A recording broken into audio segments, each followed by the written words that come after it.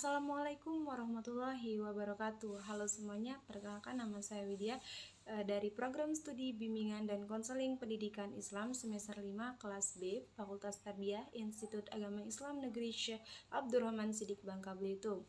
Tujuan saya membuat video ini adalah untuk menyelesaikan tugas mata kuliah Teknologi Informasi dan Media BK yang diampu oleh Ibu Nurul Paki Isroi MPD. Dan tugasnya yaitu tentang pengembangan materi digital yang bisa kita buat menggunakan infografis atau modul digital. Nah, di sini saya mengambil dalam bentuk infografis yang dibuat melalui Canva. Dan materi yang saya ambil itu tentang membangun keterampilan komunikasi asertif untuk remaja. Nah, sebelumnya teman-teman perlu kita ketahui apa sih infografis itu? Infografis adalah media visual yang menyampaikan informasi dalam bentuk kombinasi teks dengan elemen visual seperti gambar, ilustrasi, grafik, diagram, dan tipografi. Nah, jadi langsung saja selanjutnya saya akan mempresentasikan materi yang saya buat dalam bentuk infografis tadi. Nah, teman-teman, ini adalah infografisnya tentang membangun keterampilan komunikasi asertif untuk remaja. Nah, di sini tuh kayak ungkapkan pikiranmu dengan baik dan percaya diri. Jadi ada 5 materi atau 5 subpoin dalam infografis ini. Yang pertama tuh apa sih komunikasi asertif? Nah, komunikasi asertif itu adalah kemampuan mengungkapkan pikiran dan perasaan dengan jujur tanpa menyakiti perasaan orang lain. Terus yang kedua, formula komunikasi asertif itu kayak misalnya saya merasa, terus ungkapkan perasaan kita gitu. Nah, kedua, setelah kata saya merasa, terus kita mengungkapkan perasaan ketika kamu jelaskan situasi yang ingin dijelaskan. Nah, saya ingin sampaikan keinginan kita. Contohnya itu seperti ini misalnya. Saya merasa tidak nyaman itu adalah sebuah ungkapan perasaan tidak nyaman itu. Saya merasa tidak nyaman ketika kamu meminjam barang-barangku tanpa izin. Nah, di sini meminjam barang-barangku tanpa izin itu adalah situasinya. Dan saya ingin kamu bertanya terlebih dahulu sebelum meminjam barang-barang saya. Dan itu yang kamu bertanya terlebih dahulu sebelum meminjam barang-barang saya itu adalah keinginan yang dapat disampaikan. Jadi inilah contoh praksinya.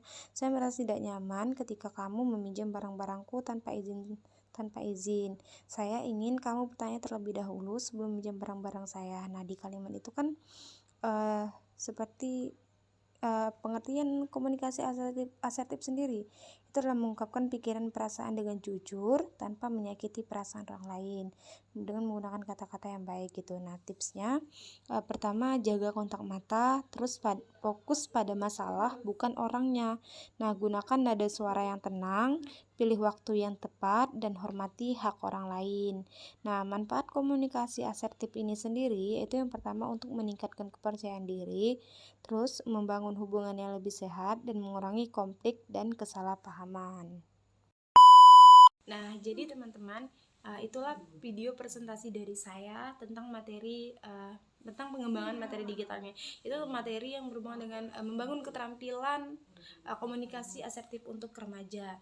Jadi menurut saya infografis ini memiliki 2 kegunaan, baik dalam digital maupun cetak. Nah, di digital ini tuh memudahkan pengguna atau membacanya untuk mengakses dimanapun dan kapanpun informasi melalui infografis atau dalam bentuk infografis. Sedangkan dalam bentuk cetak itu adalah digunakan untuk pembaca atau pengguna yang mengalami hambatan dalam teknologi. Ini bisa menggunakan versi cetak dan bisa ditempel seperti di mading sekolah. Nah, dalam proses pengembangan materi digital ini yang menjadi kesulitan hambatan saya adalah ketika menuangkan materi dalam infografis itu di mana saya harus mencantumkan materi yang mudah dipahami oleh pembaca atau pengguna dengan menggunakan kata-kata yang sederhana mungkin dan mudah dipahami oleh pembaca. Terus dalam desainnya itu juga menjadi kesulitan hambatan saya ketika mendesain infografis tersebut agar menarik pembaca gitu untuk membacanya, apalagi Gen Z sekarang ini. Nah, jadi untuk kesulitan dan hambatan mungkin itu saja yang saya alami sekarang. Apabila ada kesalahan dan kekurangan dalam penyampaian informasi, saya mohon maaf yang sebesar-besarnya, dan saya ucapkan terima kasih banyak atas perhatiannya. Semoga informasi dan ilmu yang saya sampaikan bermanfaat. Akhir kata, wabillahi taufiq wal hidayah. Wassalamualaikum warahmatullahi wabarakatuh.